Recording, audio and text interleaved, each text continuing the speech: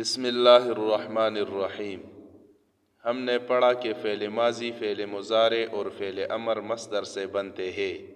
چند مصادر سے فعل ماضی، فعل مضارع اور فعل امر لاتے ہیں تاکہ اس پر مرتب فائدہ ہمیں حاصل ہو جائے۔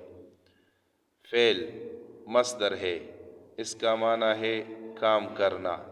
فعل ماضی ہے فعلہ، اس نے کام کیا۔ فعل مضارع ہے یفعل، وہ کام کرتا ہے یا کرے گا۔ فعل امر ہے افعل، تو کام کر۔ نصر مصدر ہے، اس کا معنی ہے مدد کرنا۔ فعل ماضی ہے نصرہ، اس نے مدد کیا۔ فعل مضارع ہے ینصر، وہ مدد کرتا ہے یا کرے گا۔ فعل امر ہے انصر، تو مدد کر۔ ذہاب مصدر ہے، اس کا معنی ہے جانا۔ فعل ماضی ہے ذہبہ، وہ گیا۔ فعل مضارع ہے یذہب، وہ جاتا ہے یا جائے گا۔ فعل امر ہے اذہب، تو جا۔ الاجتناب مصدر ہے، معنی ہے اجتناب کرنا۔